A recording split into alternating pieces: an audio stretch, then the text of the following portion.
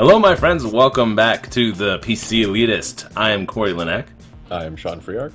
And today we're talking about PC gaming, amazingly. Shocker. I know. Anyway, the subject today is, I don't know how to say it in some concise way, but I'm going to tell a story, and it comes out of the story, my thoughts on this issue. So, I don't know if you haven't played Rust, right? No. So if anyone hasn't played Rust, it is a kind of sandbox game with crafting very much akin to DayZ, in the sense that you're kind of just stranded, you have to build up from nothing, and the worst thing that could happen to you is run across another player, because most likely they're going to kill you. Yes, it's a very Republican message. Pick yourself up by your bootstraps, because other people will strangle you with their bootstraps. Right. Right. Ain't no one going to help you. Nope.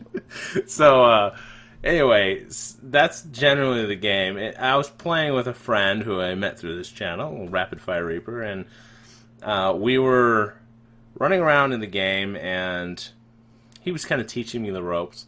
We ran across a wolf, and we didn't have any weapons that we could kill a wolf with, so we were running away from the wolf. And it chased us up onto this rock, and we're sitting on the rock, and the wolf is now just sitting down there growling at us, and we're trying to figure out a plan. And we came up, eventually, that we just both ran off the rock in two different directions, and see which one he goes for. See which one he goes for.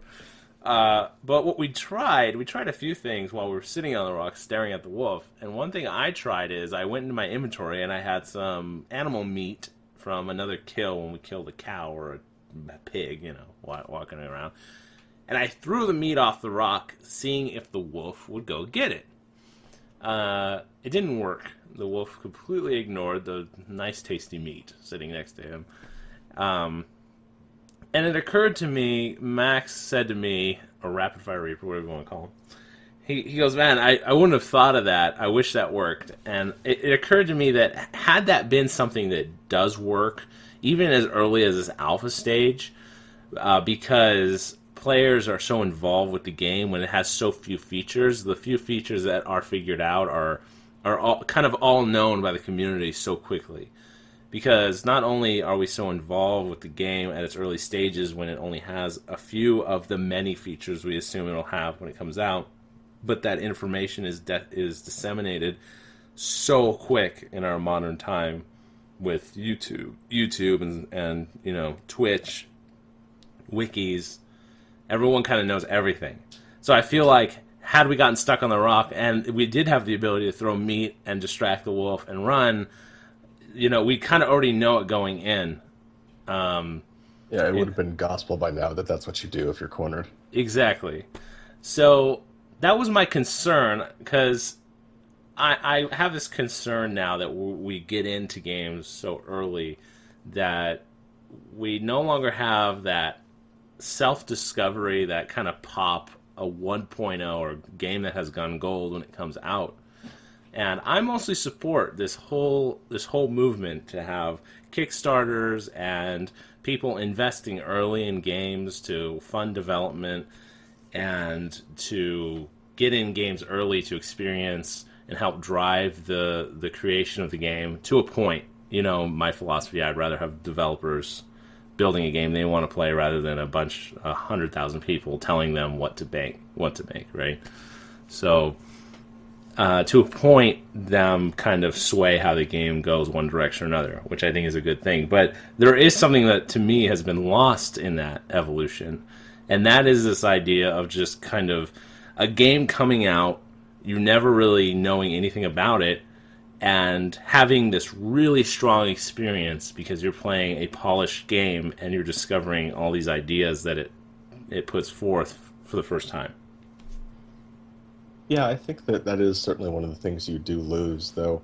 I mean, obviously, it's possible that when a game first comes out, if there has been no beta, no alpha, that people eventually do figure out those little tricks and people learn them quickly. But you're certainly right. You do, the earlier and earlier you get involved in the game, the earlier you learn kind of what the rules are. Not just here's how you play the game to win, but here's how you play the game to win most efficiently, or here is the one right thing to do in any situation. Right. And even if you get involved early and as the game is developed, those strategies may change over time. And that's one thing I loved about being part of the Wings of Liberty beta process is that you did see actual rebalancing and strategies that worked last week maybe just be horribly suicidal this week. So I mean, I liked seeing that kind of development, but it is something you do lose that you get in on a game so early, and developers are so good now at making alphas and betas not feel fully polished, but play an alpha now, like play EverQuest Next Landmark compared to alphas you could have played 5 or 10 years ago, and it Right. certainly does feel like a polished game. And you get so used to playing that alpha that you put the blinders on. Of sometimes you you forget it's an alpha. But you and I, for example, when we play EverQuest Next Landmark, and something just completely bizarre happens, we just say alpha Yeah. and move on. Right. that How that come that all my is inventory is gone? That's yeah, alpha. alpha, whatever. But yeah, it's kind of the we can't have it both ways. You know, we can't want to be in early on a game and then complain that it may ruin the surprise factor or the anticipation of it.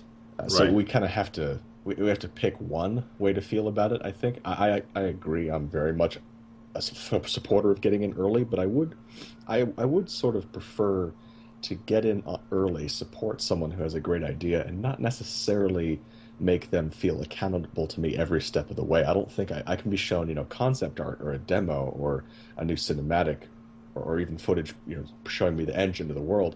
I don't necessarily feel like just because I'm an early investor that entitles me to be part of the entire development process. So I think there is a middle way to be found.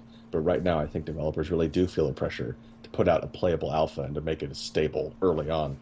And that certainly does affect development.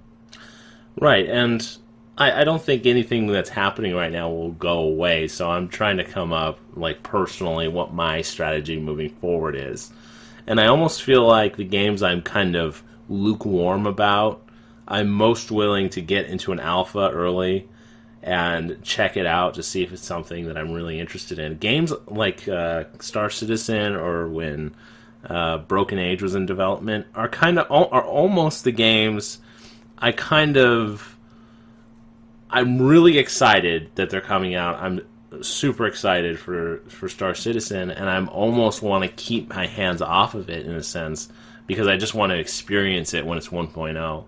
So Right. I'm kind of in this weird position. If I'm lukewarm about a game, I'm more willing to get into the nuts and bolts of it early than a game that I know I will just want. It's weird. That's kind of like where I am right now. However, Star Citizen is aiming to be such a huge game. I feel like no matter what I do, me running around my hangar is not going to give me any kind of foresight into the features that will be in the end product. I feel like you're scarred because you were so excited for Diablo 3, and then you got a little taste of it in beta, and you realized, oh, Yeah, no, you know what? There might be something to that. That beta made me like really concerned, and I wasn't really that involved in too many betas, and actually EverQuest is the first alpha, other than DayZ, I've really ever played. So, really Wings of Liberty was the first beta experience that I kind of dove headfirst in. We did the beta for Battlefield 3 as well, and played that quite a bit. which is But barely a beta. I know. It's like a But demo. exactly. I do think, though, that when you have a bad experience with the game early on that you've been waiting so long for, and Diablo 3 is kind of a singular experience. I mean, no one waits for games like Blizzard fans wait for games, Right. and because they have to wait so long. But I think that, I remember how disappointed you and Rousdower were. When you first played Diablo 3, you just felt like that's what we've been waiting for. And you went into it knowing it was a beta, but you kind of expected, okay, I know it's early on, but really, this is where you're going. But fortunately, I haven't had any of those feelings with any of the betas we've been playing recently or alphas. Right. But I do think that, when you put those blinders on and you forget that this is an early stage development game, how does it not fundamentally change the development of a game when normally an internal alpha that's played only by the developers and the QA and the testers, it's going to be raw and they expect it, but they have that leeway of experimentation because they know they don't have to worry about public opinion because no one's going to know about it. Right. It's when a game's being developed and there are rumors about it, you don't really know what's true. That kind of fuels the publicity of it. Now, you release a game in alpha or even pre-alpha stage, you get all the press, but everyone knows everything about the game, and the way the development is driven kind of fundamentally changes. And so you have to wonder how different would games turn out if we still had that old development style, and how easy will it be for us to go back to that if we want to? Yeah, that's the thing is I think the genie is like out of the bottle. Every day I log on to Rock Paper Shotgun or some site to look up stuff or TruePCGaming.com. You see some news story about like former Bethesda developers making new game under new studio.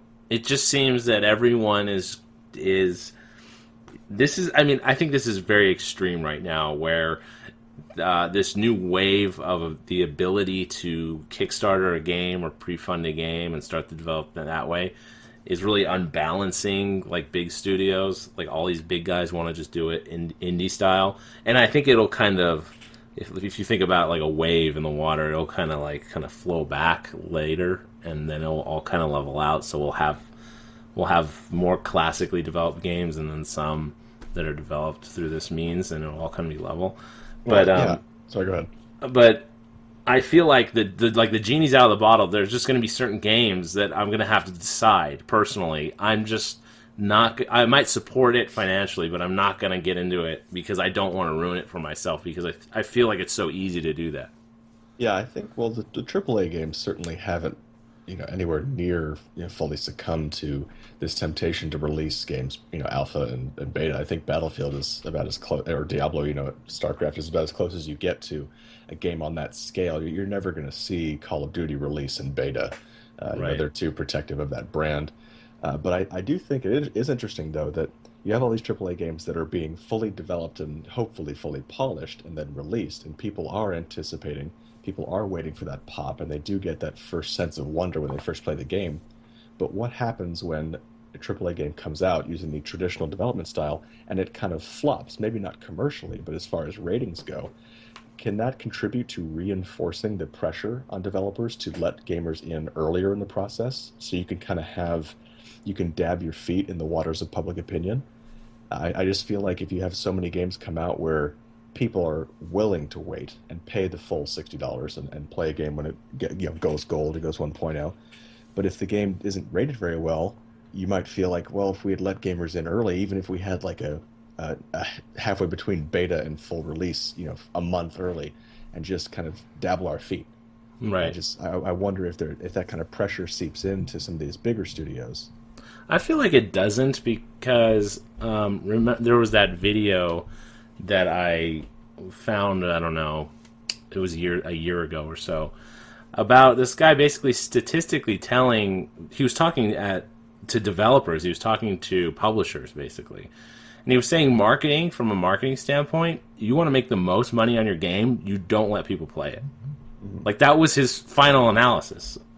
So if you go by that, then it's kind of interesting. Like the big studios, he was proving or showing statistically that the best selling games, AAA games, which always involve consoles because that's where you make the most sales. If you involve every platform you can, is that you release trailers and not demos, and that way the hype builds and no one really knows what the gameplay is like, and they just have to buy it in order to do it. Yeah. So that's my view of AAA developers. I don't feel like I think if their game happens to be critically acclaimed, then that's great. I think they want that, but I think they want whatever will get the most sales at the time. And if a mediocre game can do that, like every Call of Duty game for the last 4 games, then they don't really mind that much. Yeah, I mean, I think that's largely true, and you're seeing that with the way games are being made formulaically. So it may dawn upon them that it's worth considering, but yeah, ultimately, they're big business. They are beholden to shareholders, and that's kind of what their function is. Right. They have bottom lines to hit. But I do think we are in this fascinating time, not just for video games, for all media in general, but particularly for video games. It's so interesting talking to people who have been making games, not just in the 80s, but the 90s and early 2000s, seeing them now look back and reflect on the way the industry has changed since then. I'm really looking forward to seeing 10, 15 years from now how the people who are in the industry now will look back and say, oh, if only we had known then what we know now, sort of thing. I Right. just think we're in this great period of transformation. So we're lucky as gamers that there's been this kind of renaissance of the art and not just the science of making games. And you're seeing that it's emblematic with the different, very different genres and subgenres that are being either invented or reinvented. Hmm.